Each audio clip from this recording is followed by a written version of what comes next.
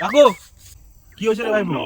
বলছি যে একটা নতুন ব্যবসা করছি, কিছু টাকা দরকার, 2000 টাকা ধার দাও না একটু।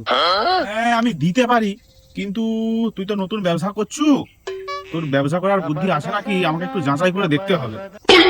আচ্ছা ঠিক আছে, কও। আমি তোকে দুটো কোশ্চিন করব, সেই কোশ্চিনে যদি উত্তরটা ঠিকঠাক দিতে পারু তাহলে আমি তোকে 2000 টাকা দেবো। ঠিক আছে, করো তাড়াতাড়ি করো। ফার্স্ট কোশ্চিন, রাস্তার মধ্যে যদি 1000 টাকার নোট একটা আর 100 টাকার নোট একটা পড়ে থাকে, তুই তাই কোনটা ঘুরাবি আগে? কেন 1000 টাকার নোটটাই ঘুরাবো আমি? ভুল অ্যান্সার, কারণ 1000 টাকার নোট সরকার অনেকদিন আগে ব্যান করে দিছে। ঠিক আছে, তাহলে দ্বিতীয় নাম্বার কোশ্চেনটা করছি। রাস্তার মধ্যে যদি 500 টাকার নোট আর 200 টাকার নোট থাকে, তুই কোনটা ঘুরাবি? আমি তো এবারে 500 টাকার নোটটাই ঘুরাবো। ভুল উত্তর, কি করে ভুল উত্তর হবে?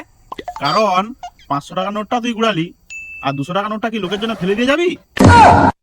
পয়সাটা দিবেন আগেই বলে দিতাম তো, সব করার কি দরকার ছিল?